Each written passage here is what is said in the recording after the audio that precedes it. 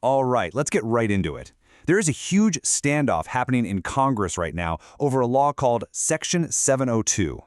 Now, this isn't just any law.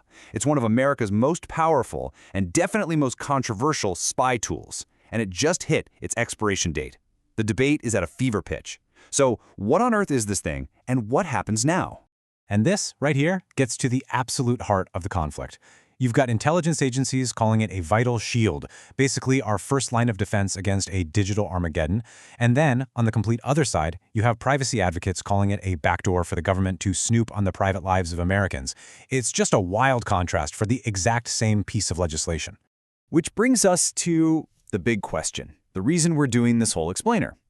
What really happens if this thing gets shut down for good? Do all the screens just go dark? Does it break the internet?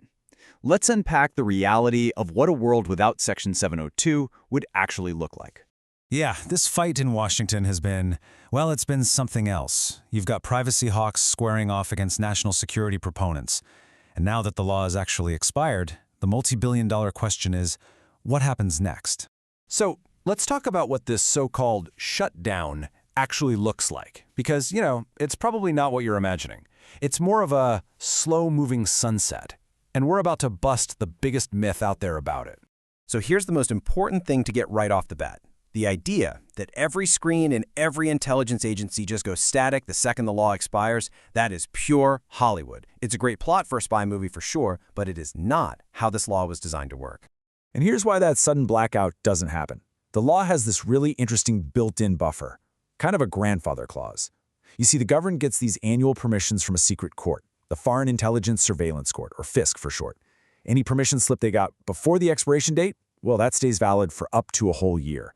This timeline lays it out perfectly. The law expires, yep. But because of that grandfather clause, there's a buffer.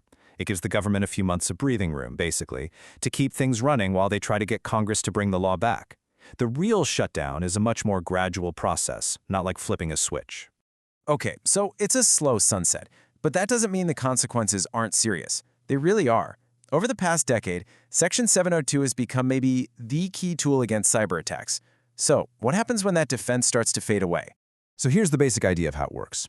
A huge chunk of all the internet traffic in the world, emails, messages, you name it, it all passes through servers that are physically located right here in the United States. Section 702 gives agencies like the NSA the legal power to essentially tap into that stream to spot foreign hackers who are using our own infrastructure to launch attacks against us. And losing this tool creates some massive ripple effects. First, you get what's called the ghost hacker problem. It becomes almost impossible to track hackers from countries like Russia or China as they move through U.S. networks. They basically become digital ghosts.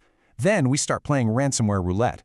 The FBI uses this to get early warnings on foreign ransomware gangs before they encrypt and hold hostage critical targets like our hospitals or city governments. Without it, we're way more vulnerable. And finally, that early warning system that tells U.S. companies about a coming cyber attack, it breaks down, meaning they might not get the heads up until it's way too late. So you might be thinking, well, are there any alternatives? And the answer is yes, but they're often described as trading a scalpel for a sledgehammer.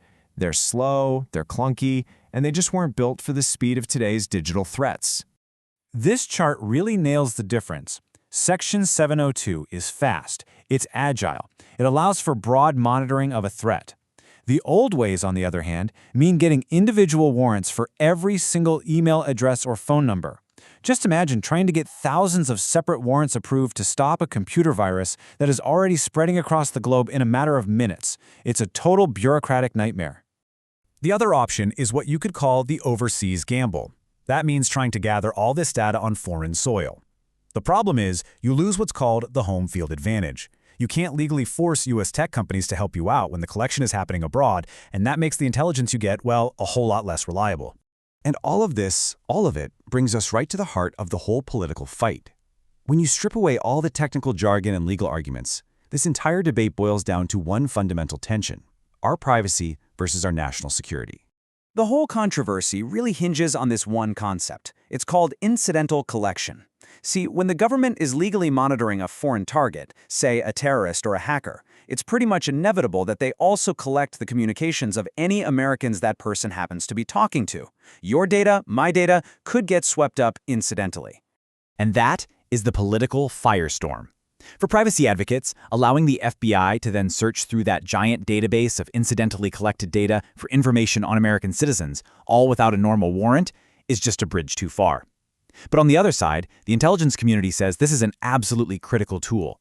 They argue it's how they find the needle in the haystack, how they connect the dots to stop an attack before it happens here on U.S. soil. So after all of that, what's the real takeaway here? Well, if Section 702 really does fade away for good, the true cost isn't going to be some single dramatic event. It's actually something much more subtle. The real cost isn't some Hollywood explosion, you know? It's not a sudden blackout that brings the entire country to its knees overnight. It's this. It is the slow, gradual erosion of our ability to see a digital punch coming before it actually lands. It's like a slow dissolving of this invisible shield that's constantly monitoring global threats, and it just leaves the country more and more vulnerable over time.